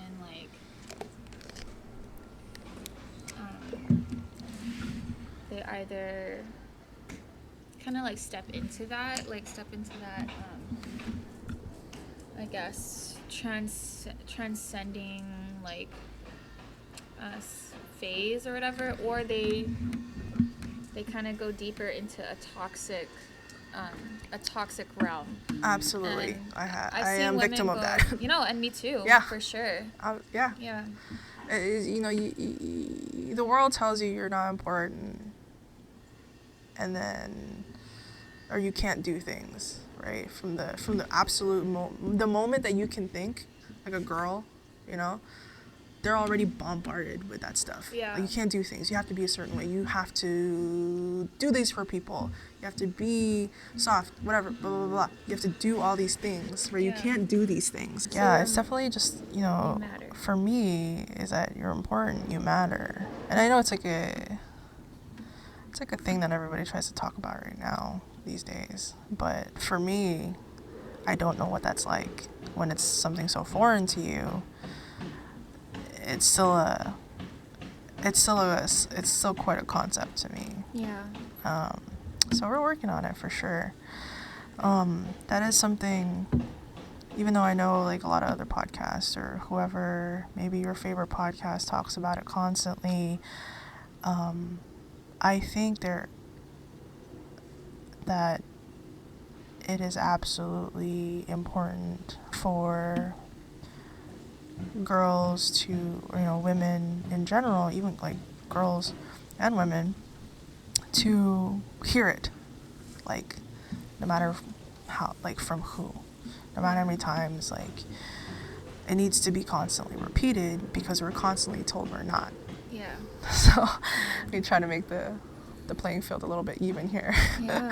You know, and especially from another girl to another girl, to another woman to another woman, because we were just talking about our experiences beforehand, right? Other girls need to know that other girls support them. Yeah. Right? Because we're already put in a space that we have to compete or pine for whoever's attention, right? We don't inherently want to do that. No one wants to inherently want to do that, right? But in particular, girls, we're already perpetuated to be that way. Mm-hmm. And that just makes you suffer in the end. You don't want to be, for me at least, I don't want to be in my early 30s, mid-30s, finding it difficult to connect with other women. That in itself is like, why? I only have you. Like, you know what I mean? I only have girls in my corner, for the most part. You know what I mean? Why would I like why would I other myself from another girl when we're already sharing the same things? We already have that capacity to do the same things, share the same things, because that's all we got. Like interconnection. Yeah. And like all together transforming and manifesting all together and just like uplifting each other. Now I definitely that's why I love doing podcasting, because I can share other women's stories, and quite frankly it's just because it's not that I hate it, but I like having other people on because I feel like it helps me get out of myself and think about, you know, the other person's story and the other person's message, and also just thinking how helpful it would be for other people, other women especially, to just listen to a story like yours and know that they have help, that they have that they matter, like you said, and that's so, you know, for this for your message, just that's definitely a message that needs to be said, despite, you know, how much we, I guess, even if we see the message on social media or whatever, it's are we really waking up every day, looking in the mirror and saying that to our reflection? And saying that, looking in our own eyes in the reflection, and being you matter, Serena, you matter, Jiesyl, and, you know, and I definitely don't do that often, and I need to, because I definitely struggle with self-worth and things like that. So I do have a question, I guess. What if you could, without any if money wasn't an issue, if money wasn't a factor, not an issue, but if money wasn't a factor, if you could choose, or if you could decide, what would be a perfect day for you? A perfect day? Yeah. if we were living in a perfect world, but what would be a perfect day or a peaceful day or a day that, yeah, you truly felt like you mattered? How would that day look for you? I think for me, I mean, we love an overcast day. We love it when it's not raining, but also not sunny. So, for me, really simple, really, I think a perfect day would just be hanging out with my dog, going on a walk, seeing a friend, catching up, training, and then just, having a nice meal and then ending my day like that. Yeah. Understanding that I did something to benefit somebody else in that way. I think I told you this before when we were younger, and I still think about it today. It doesn't really matter, and I hope other people take this and just take it on and just, kind of pay it forward to the next person, right? It doesn't really matter for me when I was younger. It didn't really matter for me if I had known you for 5 minutes or 54 years or 12 years even, right? As long as I know that I did something to benefit your life, I'm okay with that. I don't have to give you money. I don't have to be the main character of your story, right? Just as long as I did that, or if I made you laugh, smile, we shared a drink together and we're okay, we're healthy, that's it. Yeah. That's all I want. And I'm so glad that, oh no, oh no, I'm gonna cry. And then I'm super glad that for as crazy as our own personal lives have been, that we worked hard enough to meet each other again. Yeah. And then be healthy. Yeah. Of course. And yeah, so that's something I'm like truly grateful for. Yes, So I'm grateful for that too. I'm grateful that, anyway, yeah, keep yeah. going. So Yeah, no, for sure. And they're like, oh man, like, Serena worked really hard. you did too. And we're okay. And that's good. Yeah. So, where it was like, I'm glad you're safe and you're okay, honestly. yeah. Like where I was 2 years ago, I didn't, like, none of that. The mind-boggling thing about it is, like, none of that mattered to me. Mm-hmm. And that scares me because now you understand that you have the capacity for that. And you never want to go back there. Mm-hmm. I mean, you don't want to, nobody wants to go back there, right? Mm-hmm. But I'm just super grateful for that. Yeah. I can say with as a lot of the things that we've experienced, I am very grateful for the life that I have now. Because you caught me on a good day. But It's a good day to podcast. yeah, it's definitely a good day to podcast. Yeah, but I'm so happy that you're on. I got on and stuff. Yeah, So, I'm so grateful for you. Yeah. I think that you deserve space, and you don't even need to deserve it in anyone's book, but Yeah. you deserve it just because you deserve it because you're here. Yeah. And you exist, and your message of like you matter is definitely a very important message that can be seen very in a surface level, way, but there's so much depth to that people don't think about, that there's a constant, you have to constantly, I guess, dig into that every single day. Yeah, you have to constantly want it, I guess. Yeah. Yeah.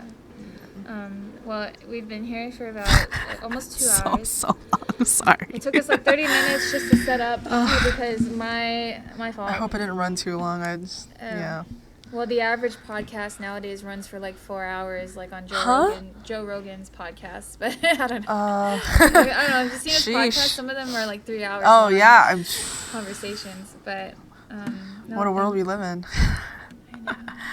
People just love listening to people's stories. And people ramble and banter, but no, this is important. This is definitely important. That's why I had you on. So thank you so much, Jiesyl. Absolutely. I love you. I love you I too. love you, and I hope more people tune in, and I hope your business grows, and I have nothing but love for you, and I'll always be behind you cheering you on, dude. Thank you. I love you. Yay! Yes. Is there anything you want to, like, your social media, you want to point people to a to a certain thing? Or Yeah, absolutely. Our medium of training is always jiu-jitsu, and I'm actually a ambassador here in the in the Pacific area for WWT. I don't know if a lot of people don't know what WWT is. WWT is a nonprofit organization that supports and sponsors disabled veterans and first responders through jiu-jitsu. So they raise money to support veterans and first responders to join jiu-jitsu, join a community and stuff like that. So it's always a good thing to support. I mean, if anybody ever really needs to reach out, I'm always, hit me up on the IG. I don't have any, I'm not in a business or anything, but I'm always here to listen to anybody. So I'm always here. Yeah. What's your IG? Oh, it's I was like, I'm like, oh, it's not public, but Okay. that's. Well, if you don't want to, then. Oh yeah, no. It's like it's on private, but like you can always DM me, it's fine. It's That's Fine by Jiesyl. It's Jiesyl as my name, because you're never gonna guess how you spell it anyway. So, That's Fine by Jiesyl. Yeah, that has been my IG handle for since I was in I know. high school. It's funny because whenever I see people nowadays, especially if I follow them on Instagram, I'm like, oh yeah, their name is their Instagram name. Like, I'll just look at them and I'll be like, I'll think about their Instagram name. Yeah. Like, Oh yeah. Yeah. But absolutely, continue to support Serena and her business and her training, and man, what are you? Podcast, business, training, literally school. Man, what a life you lead, but a beautiful life nonetheless. You too. You definitely have a beautiful life. We have beautiful lives. We are in sunny California. Oh my gosh, low battery. Let's go. Okay, well, all right. Yeah, see you guys later.